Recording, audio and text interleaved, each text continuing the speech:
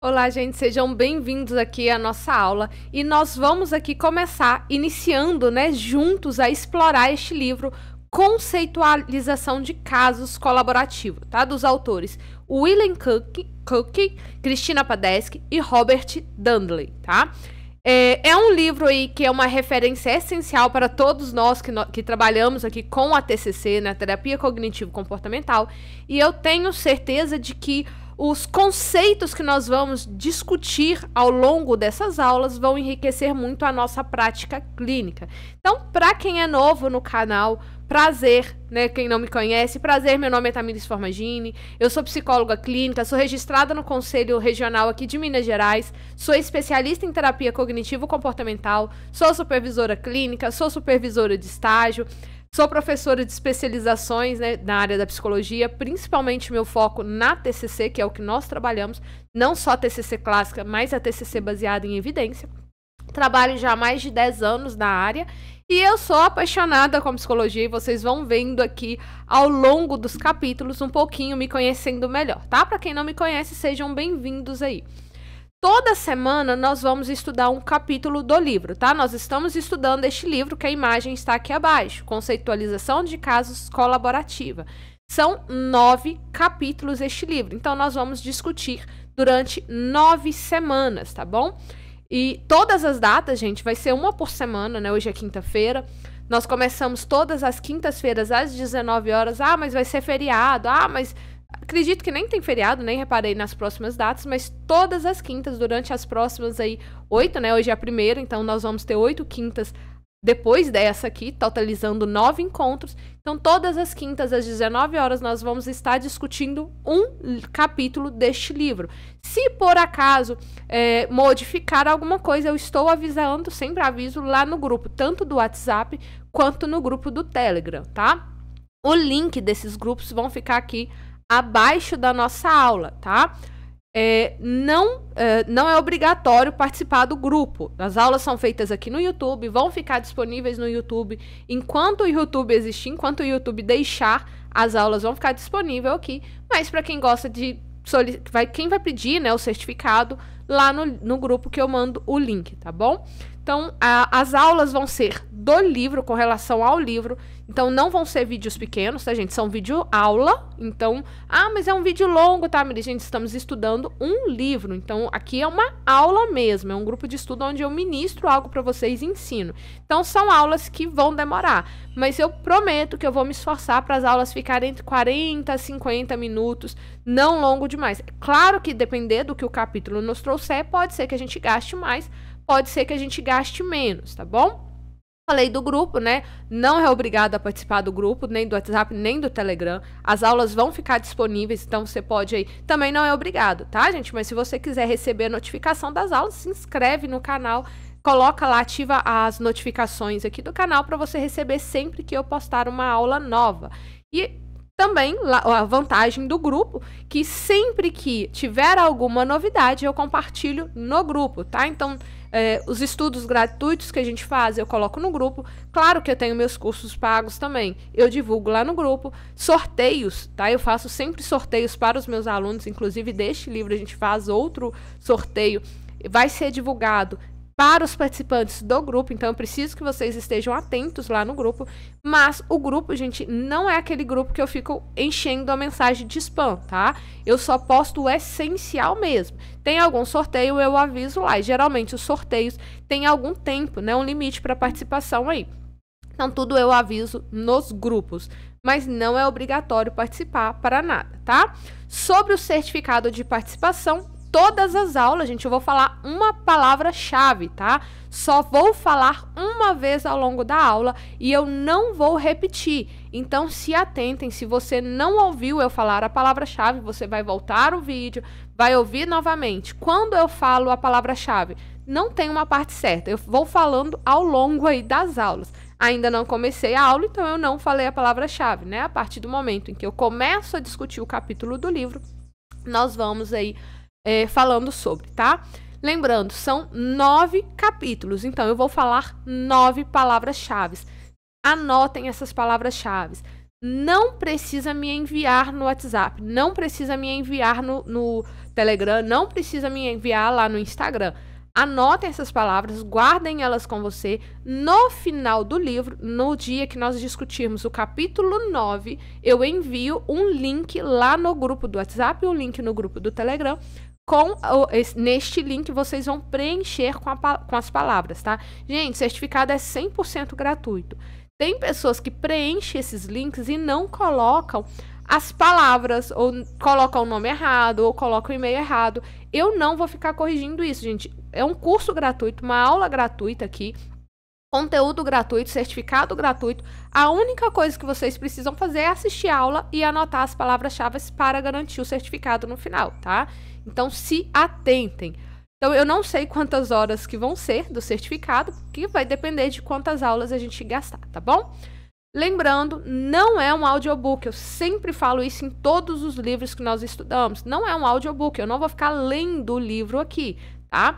Nós vamos estudar o livro, eu já li ele antes, já separei aqui os tópicos que eu considerei mais importante, tá? Então, eu vou estar apresentando aquilo que os autores trazem durante este capítulo, tá? O capítulo 1, o dilema de Procrusto.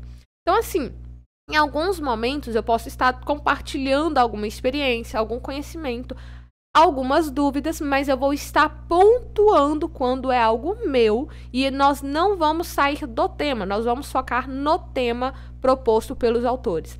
Não vou acompanhar o chat, tá, durante a aula, então qualquer dúvida vocês vão me mandar após a aula aqui, vocês vão me mandar lá no grupo, tá? Então aqui eu não vou estar entrando. Agora, nós vamos então iniciar o estudo. Gente, eu fiz toda essa apresentação antes de entrar no capítulo, né? Agora nós vamos entrar. Mas por que eu fiz? Nós estamos iniciando um novo livro. Nós estamos iniciando uma nova jornada. Então eu sei que muita gente não me conhece, eu sei que tem muita gente que ainda não sabe como funciona aqui. Então, fiz uma introdução para que vocês consigam aí entender do que se trata, como que vai funcionar. E aí eu estarei pontuando aqui e no final, esse slide eu compartilho lá no grupo. Quem tiver dúvida lá no grupo pode me mandar mensagem e aí a gente vai discutir a respeito, tá? Então, entrando no capítulo C, no livro em si, nós vamos estar estudando hoje o capítulo 1, o dilema de Procrusto. Mas antes de entrar no capítulo, lá no prefácio, né, os autores eles vêm dizer que a terapia cognitivo-comportamental, a TCC, é ao mesmo tempo arte e ao mesmo tempo ela é ciência. Em nenhum outro lugar isso seria mais verdadeiro do que durante a conceitualização de caso, quando os terapeutas se colocam em sintonia com as experiências únicas dos clientes, ao mesmo tempo em que se mantêm atentos à teoria, às pesquisas científicas que sustentam a TCC.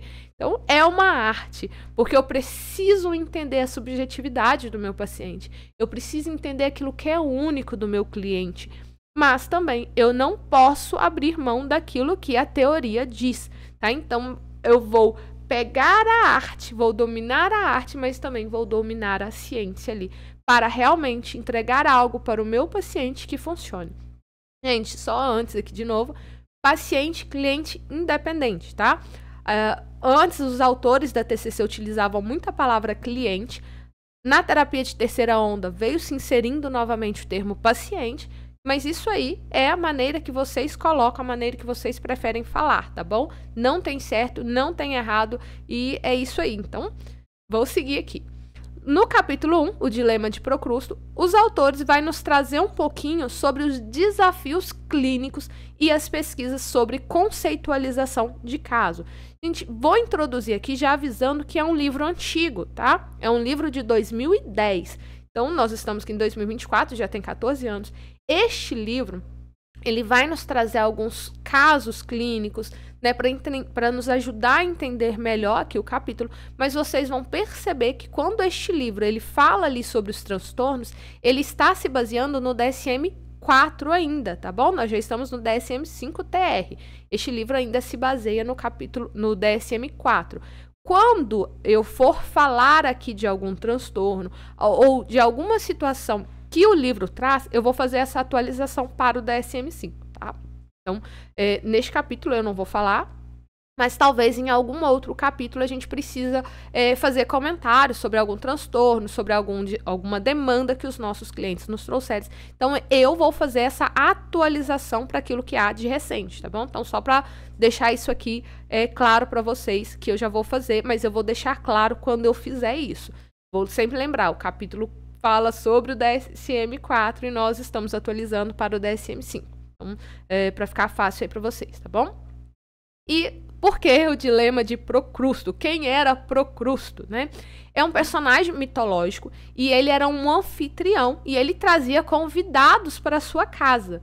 E aí ele falava com todos os visitantes assim, olha, não me importa a sua altura, eu tenho uma cama aqui no meu quarto de hóspede e todas as pessoas cabem nessa cama, independente da altura. Então esse argumento, ele era tão mágico, tão milagroso, que as pessoas ficavam curiosas. Como assim? Ele tem uma cama? Eu sou baixinha, vai me caber? Vai. Perfeitamente, a cama foi feita para você. Ah, mas e o fulano que é muito alto? Vai caber, a cama é perfeita para ele. Só que o Procrusto não dizia e que ninguém imaginava é que ele era um bandido, né? Ele era um criminoso. E aí ele estava disposto a cortar as pernas das pessoas ou esticar, né? Ele torturava as pessoas para fazer com que as pessoas caibam, né? Entrasse ali, se adequasse àquela cama que ele tinha. Então, se eu sou muito pequena, ele esticaria, quebraria minhas pernas, mas me faria caber naquela cama. Se eu fosse muito grande, ele cortaria partes da minha perna, mas eu entraria ali e aquela cama ia ser adequada ao meu tamanho. Mas como assim o dilema de Procrusto? Gente, isso acontece dentro do processo de terapia, né? Muitos terapeutas fazem na terapia, no processo terapêutico, a mesma coisa que Procrusto fazia com seus convidados. Eu vou colocar a gente aqui, tá? No esquema, eu não faço isso, mas vou me incluir aqui, porque talvez em algum momento eu já tenha feito. Mas o que a gente faz, às vezes, é cortar parte dos nossos clientes ou encaixar a minha própria teoria em cima do meu cliente, em cima do meu paciente. Gente, é claro que a ideia de protocolos, manuais são excelentes, tá? Aqui ao longo deste capítulo também os autores falam sobre a terapia manualizada, né? Que é a respeito dos manuais de tratamento, são excelentes. Porém, mesmo os protocolos da TCC não é seguido à risca, né? Eles ali não ignoram a subjetividade do nosso paciente, daquele indivíduo. Então, o que a gente faz semelhante ao Procrusto, muitas das vezes no nosso consultório, o fulano tem depressão, legal, eu já sei o que o DSM fala sobre depressão, então aqui eu já sei o que o protocolo de depressão faz, então eu vou vestir isso no meu paciente. E não é assim, né? A proposta do livro é nos ensinar, então, a nos tornar hábeis, melhores, habilidosos aí nos métodos de conceitualização de caso, que vão oferecer, então, uma hospitabilidade sob medida para o meu paciente. Então, eu não vou adequar o meu paciente à cama, mas eu vou adequar a cama ao meu paciente. Já citei aí em aulas passadas, né, e eu vou trazer aqui muito esse exemplo, que seria uma costureira. Costureira, ela não pega uma camisa M e faz ali uma criança vestir e falar que a camisa vai servir na criança, ou ela vai pegar uma camisa e vai falar que uma pessoa obesa vai vestir aquela camisa M. Não, né? Ela vai cortar, fazer os ajustes para caber naquela criança. Se a pessoa é mais magrinha, a costureira vai lá e faz os ajustes. E ali, se o paciente às vezes for mais gordinho, talvez ela precisa fazer uma emenda, uns ajustes para aumentar. E da mesma forma, nós vamos aqui fazer durante o processo de conceitualização. Nós vamos ajustar a teoria para que a teoria se adeque ao cliente. Eu não vou obrigar o meu cliente a se adequar à minha teoria, tá? Então, a conceitualização de caso, ela é exatamente, né? Ela seria justamente isso aqui, tá? É um dos processos considerados mais importantes da TCC. Então, sempre falo isso com meus alunos, conceitualiza, né? Vamos dar conceito ali, aquilo que você está trabalhando com o seu paciente. Então, a conceitualização vai nos permitir organizar, entender as informações que eu tenho sobre o meu paciente, sobre a demanda que ele trouxe aqui para o processo de terapia e vai guiar o nosso trabalho aí em terapia, né, de forma estruturada e de forma eficiente.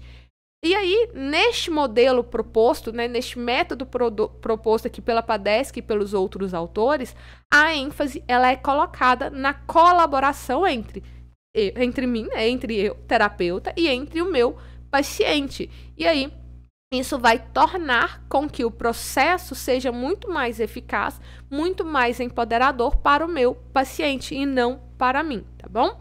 Então, nós vamos aprender, inclusive no capítulo 2, nós vamos falar sobre o modelo proposto aqui por eles, tá bom? Então, primeiro, para a gente começar, eu preciso entender, né, o que é conceitualização de caso. O que é conceitualizar um caso? E como que eu vou fazer isso de maneira colaborativa? Então, nós vamos estar aprendendo isso ao longo da nossa formação. Isso vai fazer sentido para vocês. E vocês vão sair lá no último capítulo sabendo aplicar uma conceitualização que seja eficiente, tá bom? Então, de uma maneira muito simples, seria um processo de criar um mapa, vou colocar entre aspas aqui o mapa, tá?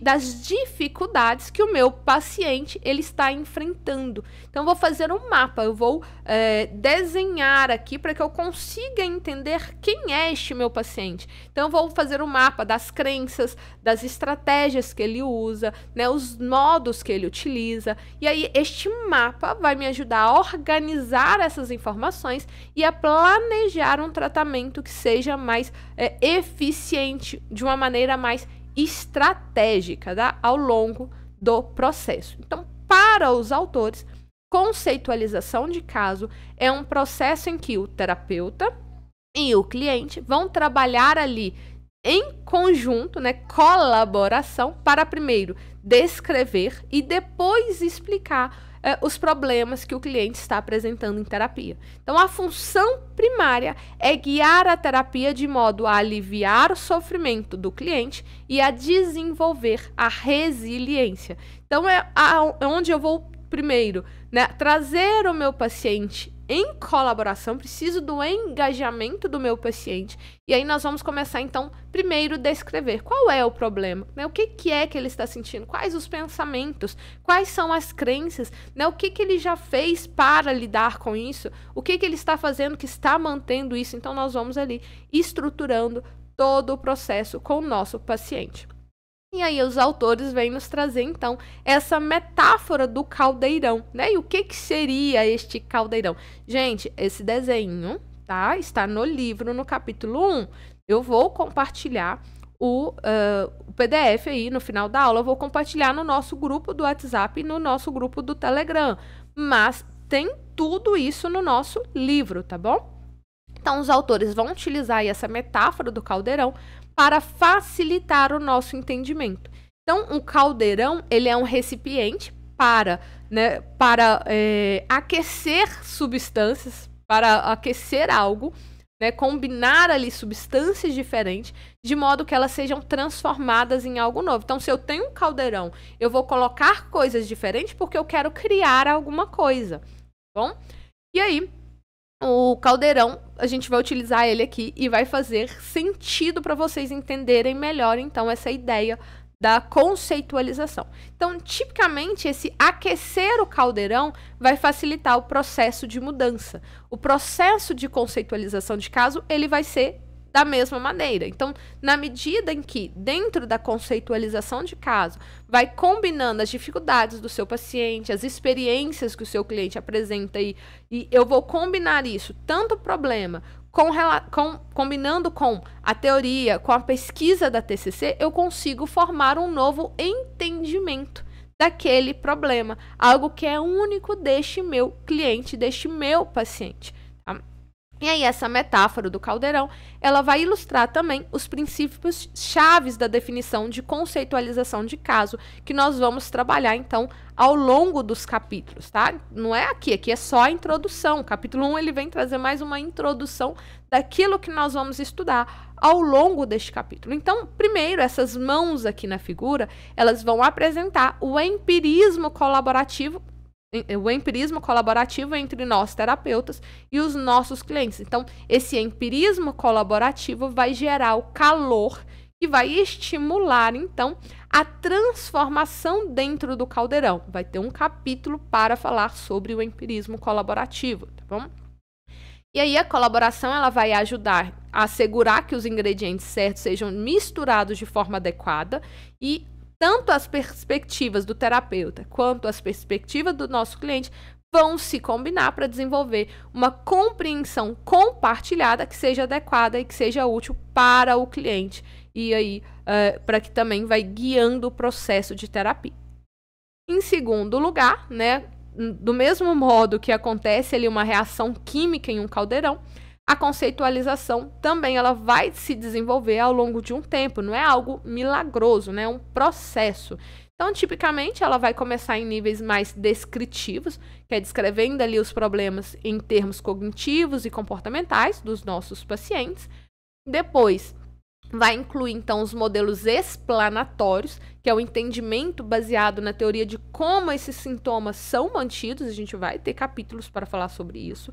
E aí, se necessário, né, vamos desenvolver mais aí para incluir também uma explicação histórica de como os fatores predisponentes e os protetores participam, então, do desenvolvimento das dificuldades, né? E aí a gente vai incorporar a história do desenvolvimento desse indivíduo à conceitualização. Isso aí ao longo, tá? E em terceiro lugar, essas novas substâncias formadas em um caldeirão vão depender também dos materiais colocados dentro dele. Então, se eu coloco um material raso, a substância nova ela não vai ser algo muito bom, né? Então, quanto melhor eu colocar ingredientes nesse caldeirão, melhor vai ser a substância nova, tá? Então, as experiências do cliente, a teoria, a pesquisa são os ingredientes principais ali dentro dessa conceitualização de caso, tá? Então, a ênfase, geralmente, ela é feita nos problemas, nas dificuldades do nosso cliente. Porém, neste caso, nós vamos também focar nos pontos fortes do nosso cliente em cada estágio ali no processo da conceitualização. Então, a gente não vai focar somente naquilo que é disfuncional, a gente vai focar também naquilo que é funcional. Então, resumindo aqui, são 3 princípios que norteiam essa abordagem: o empirismo colaborativo, os níveis de conceitualização que se desenvolve com o tempo, desde o descritivo até o explanatório, e a incorporação dos pontos fortes do nosso cliente. E aí, cada capítulo deste livro, né, ao longo aí dos próximos capítulos, nós vamos ter, então, orientações bem específicas de como fazer, né, com relação a esses dados da conceitualização ali, como que a gente pode melhorar, como a gente pode criar algo que realmente seja funcional para este cliente, para este paciente em específico, tá? Então, nós vamos aprender isso ao longo aqui desse estudo deste livro, ao longo aí dos nossos próximos encontros. Nós ainda estamos falando um pouquinho só sobre o desenvolvimento aqui, tá bom? Então, mas por que é tão importante fazer a conceitualização? A gente fala sobre conceitualização, os profissionais aí, principais nomes da TCC vão falar sobre a conceitualização, mas por que é tão importante fazer essa conceitualização? Tá, e aí, sem uma boa conceitualização, a gente se perde no meio das informações dos nossos pacientes. Então, lembra que eu falei que é como criar um mapa. Então, quando eu tenho um mapa claro, eu consigo entender melhor o que está acontecendo, eu consigo traçar um caminho. Então, se eu estou perdido em algum lugar e eu tenho um mapa, eu consigo ter um direcionamento por onde seguir, para onde ir. Eu vou ter com aquele mapa, eu vou saber se eu vou para a direita, para a esquerda, se eu volto, se eu viro nessa rua, né? Quem dirige aí utiliza o GPS. Então, a conceitualização ela seria o nosso GPS. Agora que eu tenho toda a estrutura, né? Eu sei quem é o meu paciente, eu sei como esse problema se desenvolveu, eu sei como este problema ele está ali acontecendo na vida desse paciente, eu consigo, então, juntamente com ele, por isso colaborativo, entender qual é o caminho que nós vamos seguir, tá?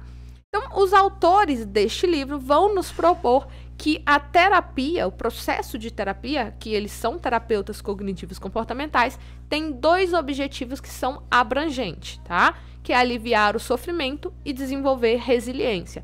E aí, há um consenso, né, geral aí entre os profissionais que a conceitualização de caso, ela ajuda a alcançar esses dois objetivos, aliviar sofrimento e desenvolver resiliência, principalmente quando ela preenche aí as 10 funções que é descrita no livro. Quais são as 10 funções? Primeiro, ela sintetiza a experiência do cliente, a teoria e a pesquisa em TCC. Então, ela vai integrar tudo que o nosso paciente tem, além da teoria e da pesquisa, de uma maneira significativa, tá? Ela vai também normalizar os problemas apresentados e ela é validante. O que isso significa? Alguns dos nossos clientes, a grande maioria, né, vão chegar ali com um certo medo, com um certo receio, por causa de uma estigmatização muito grande, tá? Achando que este problema ele está afastando de outros, que eu não sou normal, eu sou anormal porque eu tenho depressão, eu não sou normal porque eu tenho isso, eu não sou normal. Então, quando nós vamos fazendo uma conceitualização de caso, nós começamos a descrever o problema do nosso cliente ali numa linguagem mais construtiva, a gente consegue ajudar com que o nosso cliente ele entenda melhor como que os problemas se mantêm. Terceiro função, promover engajamento do cliente, tá? E aí, isso vai gerando curiosidade, interesse, o que vai trazendo mais engajamento por parte do cliente no processo de terapia.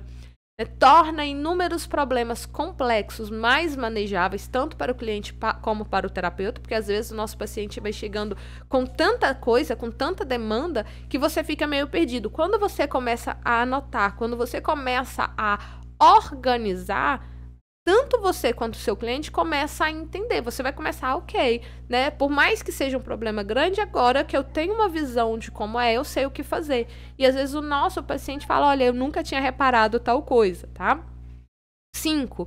Orienta a escolha, o foco e a sequência das intervenções. Então, assim, agora que eu tenho os problemas descritos e como que isso vai interferindo na vida do meu cliente, isso vai facilitar, porque agora eu sei onde eu vou intervir, né? E qual é a melhor maneira de intervir primeiro. Então, eu sei que o meu paciente tem duas demandas. Meu paciente chegou com depressão e meu paciente chegou com ansiedade. Peraí, qual que eu faço primeiro? Gente, eu trato primeiro a depressão ou eu trato primeiro a ansiedade?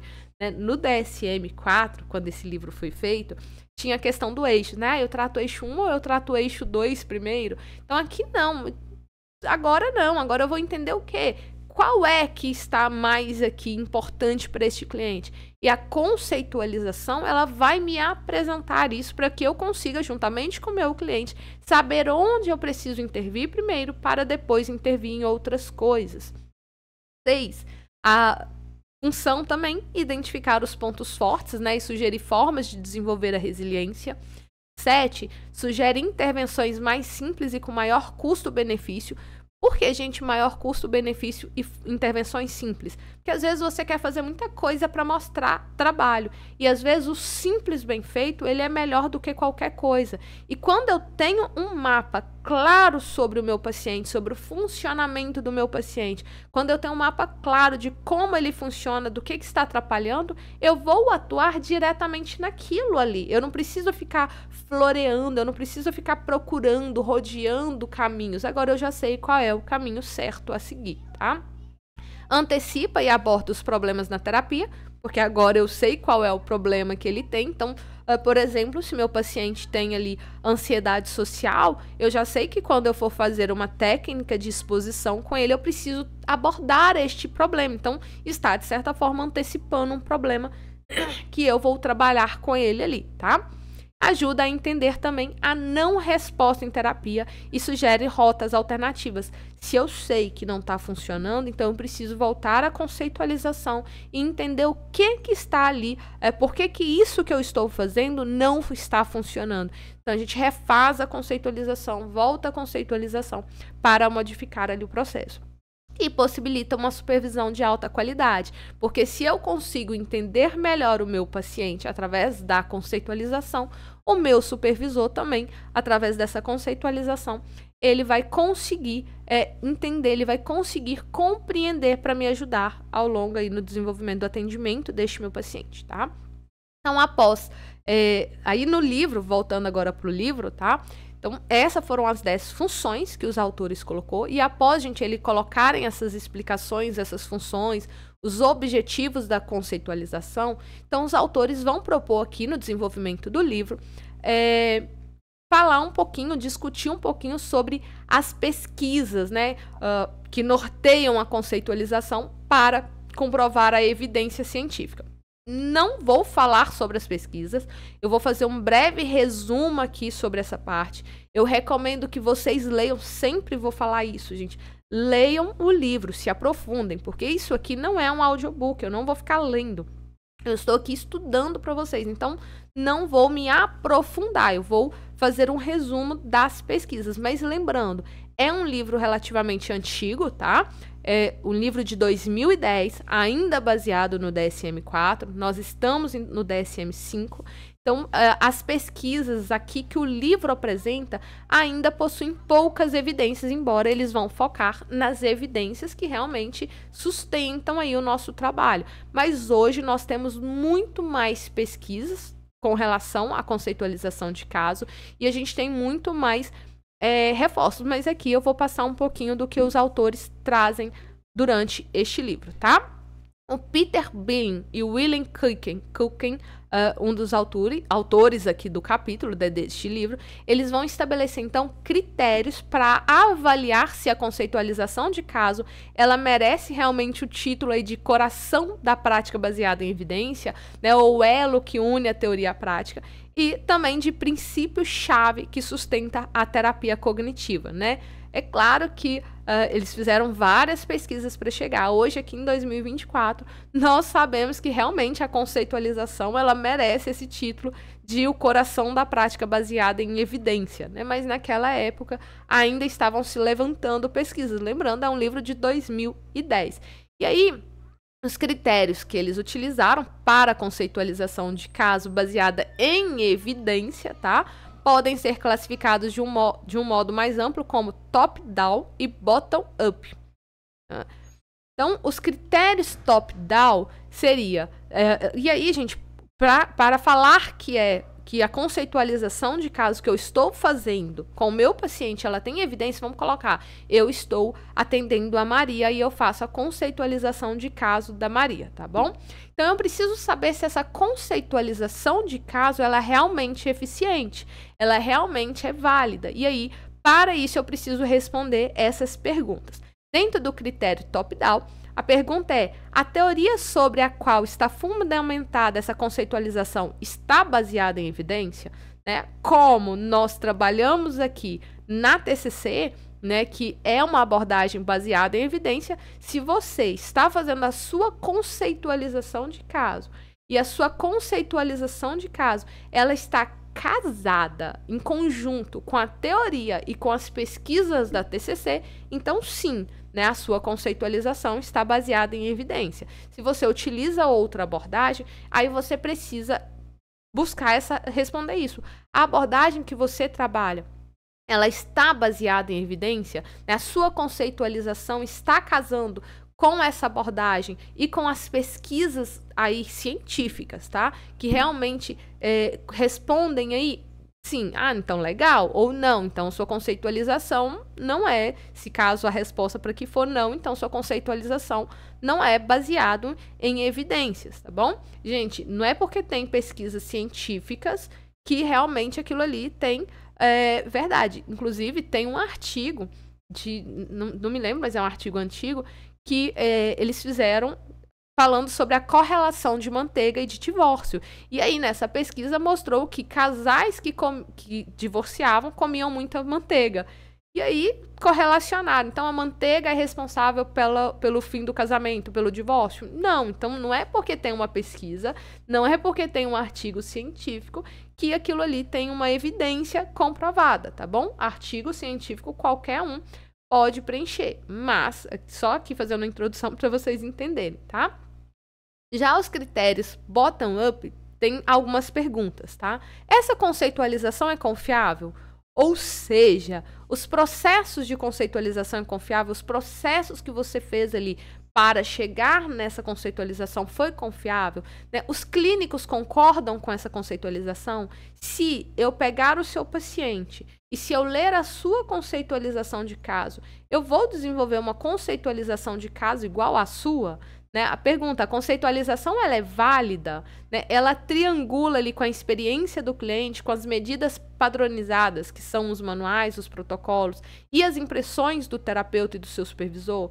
Né? A conceitualização ela melhora a intervenção do resultado em terapia? Né? Ela é aceitável, ela é útil aos clientes e terapeutas? Então, aqui dentro desses critérios aqui, diz o seguinte: se eu estou atendendo a Maria e eu fiz a conceitualização de caso da Maria, se você pegar a Maria, atender a Maria e fizer uma conceitualização de caso, as nossas conceitualizações de caso vão ser semelhantes, né? Porque a gente precisa que há uma similaridade, a gente precisa que as conceitualizações não sejam exatamente iguais, mas que elas se preencham ali, situações ali que sejam muito...